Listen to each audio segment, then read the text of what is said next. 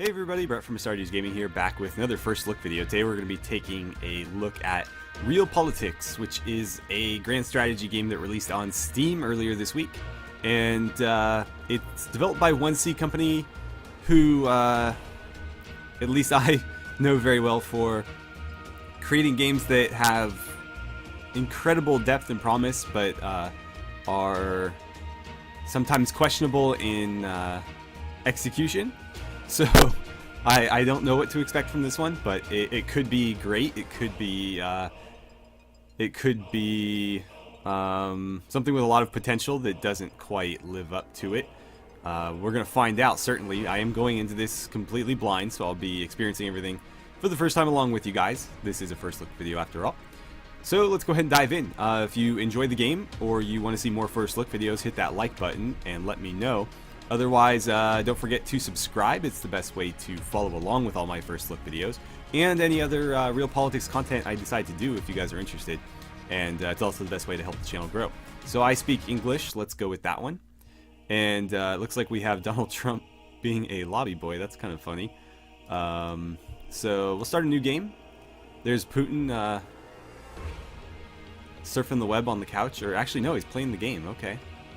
I assume that's this game. It looks like what this game would look like. Would I like to play the tutorial? I probably should. This game has a real like Hearts of Iron vibe to it, and that intimidates me a little bit. I've played a lot of Hearts of Iron, but the game's not easy, and I imagine this one can be, or will be, pretty complex as well. So we'll play the tutorial. Looks like Hillary Clinton is playing in her off time as well. What's going on with Putin's facial hair there? It looks uncharacteristically like a little bit Liam Neeson in the facial hair. So welcome to RealPolitiks. In this scenario, you will learn about the interface and economic aspects of the game. Move to the next page by clicking the arrow below. I don't need a tutorial about arrow clicking, thank you. Basic information about your country is shown in the upper bar. However, your mouse over the icon, hover, I can't read. The icons to see what they represent and what makes up their values. Numbers and brackets represent the changes that will occur at the end of the month. Okay, so this is our overall score. This is our money, which consists of taxes, debts, army upkeep, and projects and events. Action points reflect the government's effectiveness. We use them for diplomatic actions, projects, and other things.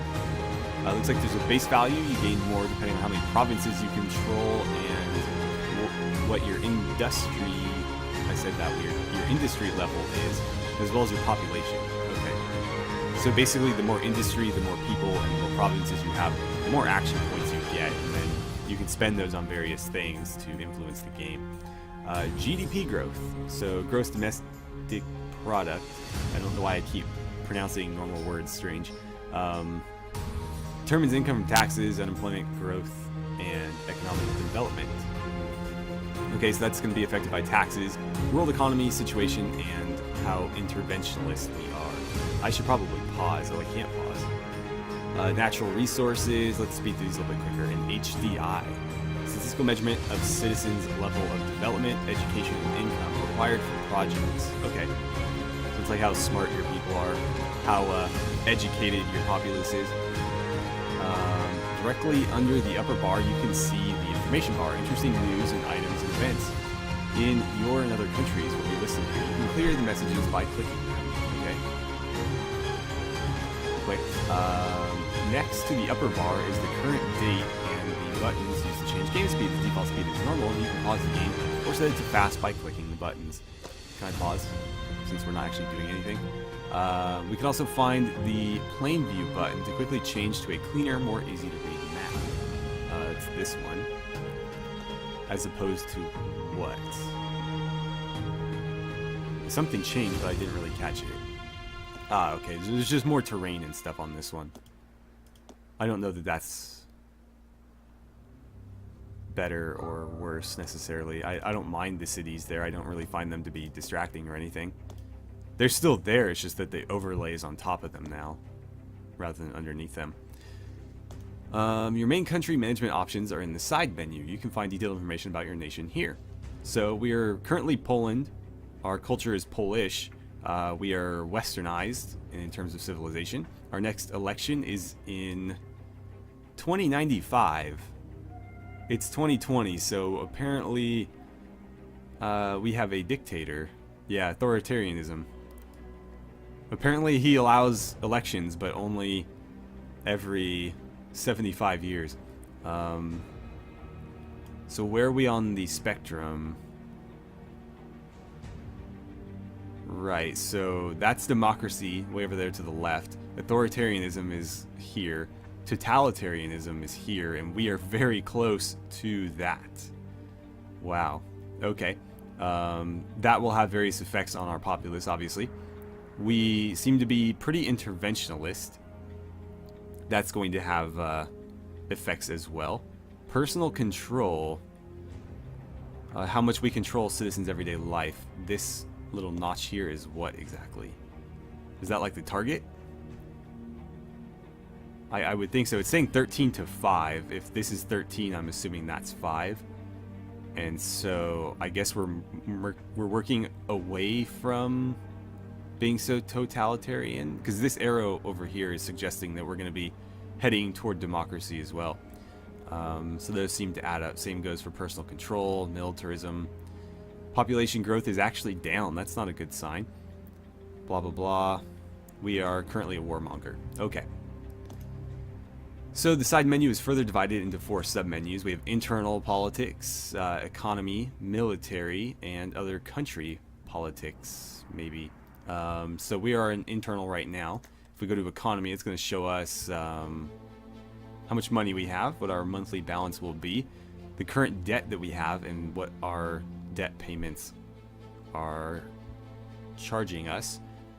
Current tax income. What is this? This is the slider that allows us to adjust that. I don't know what this marker is here, though. Obviously, there's one at 33 there. This is apparently 83. Ah, that's the maximum, and that's the minimum. Okay. Understood. I would probably, if I were the game designer, I would make these like arrows facing like in toward each other, so that you realize that those are like the bookends rather than having like circles that are kind of ambiguous. But that's just me. Here's our budget, our GDP, and other economic developments. What do we have here? Military. Unit max capacity. So we are at roughly a little less than 2/3 of our max capacity. So if we wanted to go to war, we would need to ramp that up. We're paying 21 in army maintenance. And it looks like we have a lot of infantry, some armor, some aircraft, and very little navy. And then, of course, other countries. Let's see. I don't know what this does exactly. Is this what they can see, perhaps? What they think of me? Brief information of publicly known facts about the country. Okay, so it's what other countries think of us, whether or not that's necessarily true. Next to the side menu, you can find additional buttons for the windows that deal directly with certain aspects of the game. For example, the United Nations or nuclear weapon management. You will learn more about these in a moment. That's the stuff down here, I assume is what they're referring to. In the lower right part of the screen, you can set your desired map view, which is all these here. So we have the terrain map, we have the political map, we have the relations map, the society map, the trade map, and the score map. Okay, so that is what I assume is going to tell you what provinces you want to go after to accumulate score. And let's get back to political map. Blah, blah, blah. We can zoom in, zoom out. Yeah. Okay. To the right of the screen is the notification center. It will show up whenever something requires your attention. Apparently something does. Click the internal politics icon there. Oh, this one. Which will expand and show you what's happening at home. As you can see, right now your country is in a dire economic situation due to negative GDP growth and high unemployment. It's up to you to turn things around. And that's just letting me know about what's happening in here. So These are just notifications telling you things that you would already know if you're on top of this stuff. Okay, so to move forward, you need to finish the tasks listed in the tasks menu. The first requires you to borrow some money, which is what this is prompting me to do. Click the hand taking cash take loan button in the economy menu to do so. So it wants me to take out a loan. I'll be rewarded with 5,000 score. Oh, if I finish the tutorial, I'll get 5,000 score. If I take out the loan, I get 10 score, 150 money, and 200 action points. So let's go ahead and do that. We'll take the loan. At least 800 money in my treasury, so I need to really ramp things up. Actually, no, I have more than enough.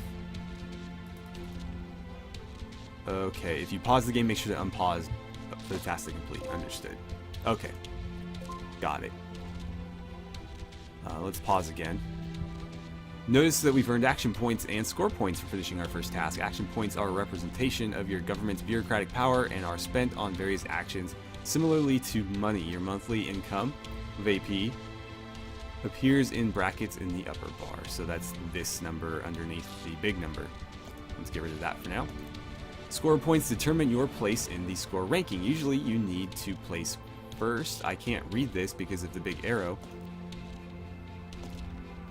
Let's see. First, I'm going to assume that says in the end of a scenario's timeline. To win, you can check the current rankings by clicking the numbers by the score icon in the upper bar. Your position in the ranking also determines which special bonuses will be available for your country. Now you have some money to burn. To increase your income further, you can use the tax slider in the economy menu. Keep in mind that high taxes will cause unhappiness and lower your GDP growth. Since our GDP growth was already low, I think I will leave that alone. It does seem like it wants me to adjust it though. Let's go 35. I don't want to go too high because again, it says it's going to hurt our GDP growth, and that was one of the reasons it gave for why we were struggling in the first place. Reaching positive GDP growth and activating the basic infrastructure project are parts of your next task. Positive GDP growth translates into a wealthier society over time, which in turn translates into higher profits from taxes. Projects are unique laws, policies, construction, blah, blah, blah, blah, blah. They can affect various aspects of your country. For example, basic infrastructure will improve your GDP growth. Introducing a good project can easily help kill two birds with one stone by also finishing tasks. So we want to click on the basic infrastructure icon in the task menu. It's highlighting a different one.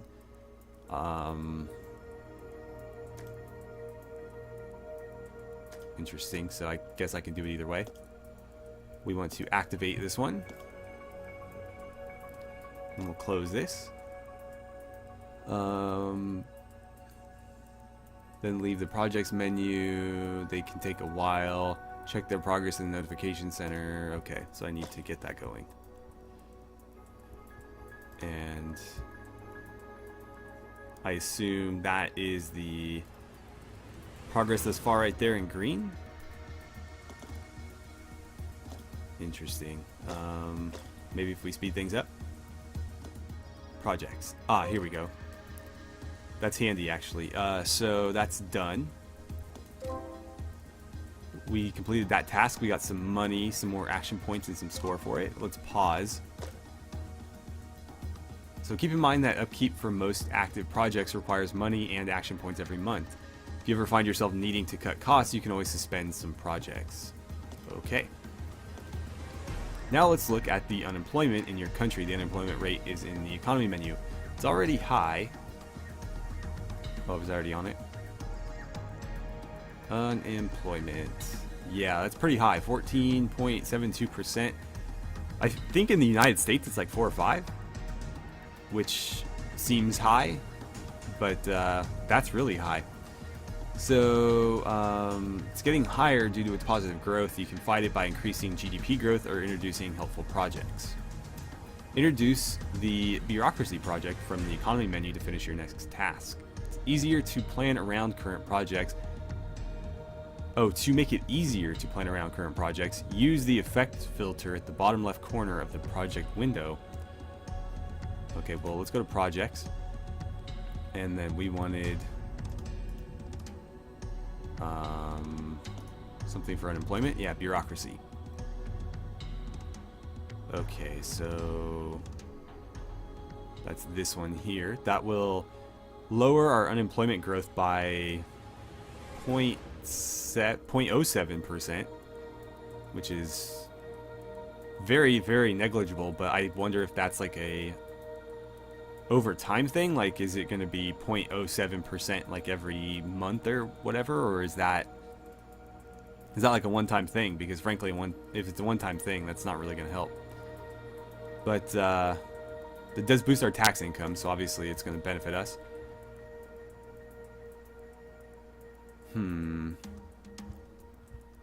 Well, let's do it. So there's one. And then, why is it still prompting me with that arrow? Whatever. We have done that. So I'm going to close this. And then, okay, so I have to do it their way. Unemployment. Got it.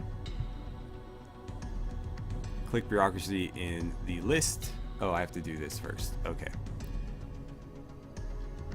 Why can't I advance? I already started bureaucracy. Didn't I? Yeah, I did. Okay, I broke it. Maybe I have to do it from the economy menu. Let's see. I don't think I could do it from here.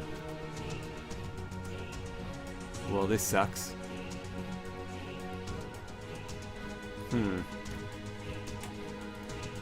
None. Unemployment. Bureaucracy. Come on. Let me advance. Let me advance, damn you. Okay, I'm gonna close this. You know what? I probably just needed to advance the, yeah, I'm stupid. So let's do this. Activate. Oh, it's already active. I think I just need to start the clock again. I think that was the issue. We'll find out shortly. So if it doesn't complete the task when this is up right here, then we'll have a problem. But I assume that's it.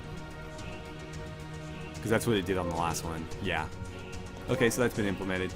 Task complete, we get paid and whatnot. So our country should now be economically stable for the time being. Remember that loans you take out must be repaid, otherwise you could face bankruptcy when your debt gets deep enough. Your GDP and score are permanently lowered then. Okay. Repay your loan from the beginning of the game by clicking on the Pay Debt button in the economy menu. So that's right here. We have enough money to pay it off, so we'll just pay it off in total, leaving us a little bit broke, but completely debt-free. And since we do have a positive monthly balance, we'll eventually work our way out of that, which is a good place to be. And then we, of course, get rewarded with more money, which makes that an even easier choice. Now let's take a look at diplomacy. In RealPolitiks, your country maintains constant relations with every other country in the world. Relations are represented by values between 0 and 100. You can check on your current relations by changing the relation map view.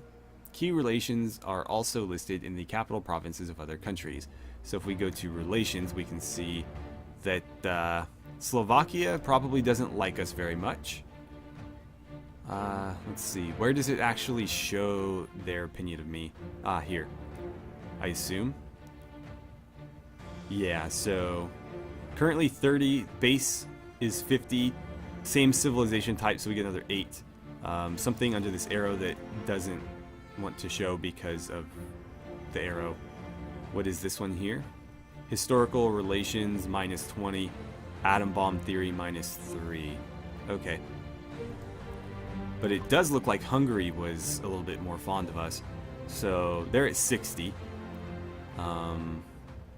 Historical relations, I don't know what that is. And these guys are more or less neutral. Okay. Got it. Our next task requires you to reach at least 65 relations with the Czech Republic. Close the task window and right-click the Czech region. Choose diplomacy in the circle menu to view diplomatic relations. So it wants me to go here. Help country improve relations. Probably want to do that. So let's go here. We will implement that task and then run the clock and see what happens. Oh, we have to do both? We'll help them as well. See where that gets us. Yeah, it says it requires both to get to the number that we're shooting for. Assuming I clicked on the right place. I assume we did. Okay, cool. Excellent, now it's time to start our own block. Blocks are alliances between countries. A country can only be in one block at a time. To invite the Czechs to your block, right-click their province. Pick diplomacy and then block operations.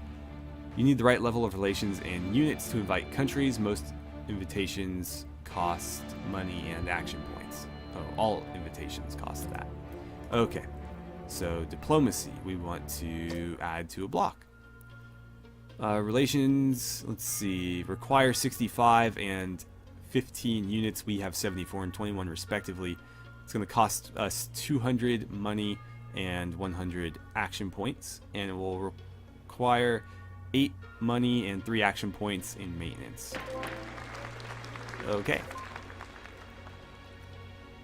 Great, now as long as they stay in your block, you'll have full access to their units in every conflict. Keep in mind that your block's maintenance is also costs money and AP per month, depending on the size and numbers of members. Okay. You can also introduce special integrators, to gain additional benefits from your block. Integrators are similar to projects, with the difference being that you'll need higher relations with your block members in order to keep your block together for each activated integrator. Open up your block integrators window and find the freedom of movement integrator. Okay. Block operations. No? Is it a different thing? Maybe because I'm clicking on the wrong country. Make investment, improve relations, decrease relations, help. Oh, it's this tab. Got it. Freedom of movement. Let's do it. Activate. Alright, and then when that's done, we should be able to move on to the next part. So there seems like a lot of different diplomatic options. Being able to form blocks and things, and then having different sort of ways to integrate people in your blocks, or you know, sort of tear down the block if you're not happy with it or you want more influence. So in the internal politics menu, you can find base political information on our country. Okay. Blah blah blah. We have an authoritarian country, but with enough changes to those 3 stats, your entire system will change as well. They are a democracy. Normally, with the difference between your political systems, it would be very hard for you to invite them to your block. But these restrictions have been lowered for the purposes of this tutorial. We can, however, still try to influence their system via a spy operation. Ooh.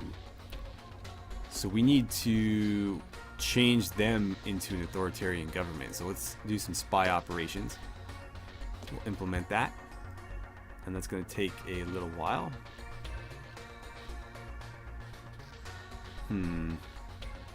Is that this one? Yeah. So it's almost done. And we have influenced their political system. They have no idea what hit them, so let's see, what are they now? Hang on. I want to see what that changed. So they are now authoritarian, okay. Cool. So our next task requires us to damage the reputation of Ukraine. So let's jump on over here. And we will damage their reputation. Implement that. The game does remind me of Hearts of Iron a bit, just with a lot less focus on the military aspect, obviously. But in Hearts of Iron 2, particularly the expansion, I can't remember the name. I don't know if it was Armageddon or not, but one of the expansions added like a full espionage system to Hearts of Iron 2. and it reminds me a lot of this. So we were successful there. We have to open our own stock exchange. So where do we do that? Blah, blah, blah. We must first introduce the local financial center project. That would be here. So let's click that and activate it. And I think we need to get to there first. Ah, yeah, okay. That's exactly what that was saying. So my suspicions were confirmed. And as far as I know, you can play as any country that you want in this game. So it would be interesting to, you know... I mean, with these games, the goal ultimately is to, like, conquer the world or whatever, but depending on the difficulty, it may be challenging enough to just, you know, try to keep your country afloat. So let's activate the next one, and that should allow us to make the stock exchange. I don't know why I'm all the way down here. We're playing as Poland. Oh, wrong keys. Nope. Oh, that. I don't like that. So you can't pan the camera with WASD or the arrows. Apparently you have to use the mouse to click and drag. Typically you either get the keys for movement or you get like mouse boundary movement. This game doesn't have either. Small gripe there, but that's something that would be nice rather than having to always click and drag. So now we need to do this one. It's going to cost us a lot, but it should be worth it. Okay. So the strength of our stock exchange depends greatly on the members that we have invited. By default, you can have up to 3, but you can increase this number with additional projects. Okay. You can also improve the rating of countries you've invited, thus increasing the income they generate. There are 3 rating levels for each member. Remember to regularly check on your stock as the rating decreases over time. You'll need to increase it again to keep the income at the highest possible level. One final thing to remember about the stock exchange is that you can be invited by someone else to trade on their own stock exchange. When this happens, you'll have the ability to place an embargo on that country via the World Stock Exchange tab in the stock exchange menu. When you do this, you'll cut any income you provide to the other country. Be aware, however, that this will be perceived as an offensive action. Let's see. That sounded odd to me. So, you can be invited to someone else's stock exchange. Okay. When this happens, you'll have the ability. So it's just saying that you could potentially do that. But I don't know why you would want to. That's weird, but okay. So invite some wealthy countries of your choosing for your next task. Open the stock exchange, and we need to add some markets here. So let's go with like Germany since they're a neighbor. We'll invite them. Okay, and then oh, apparently we finished the tutorial. Okay. So yeah, a lot of depth to this game. I'm interested in playing more and seeing especially how the military stuff works out, because we didn't get any of that from the tutorial. So we will maybe look at that in another video if you guys are interested. We are out of time for the day, so I unfortunately can't do it in this one. But if you guys would like to see more RealPolitiks, please let me know either by liking the video or by saying so in the comments below. Also, feel free to let me know what you guys think of the game so far.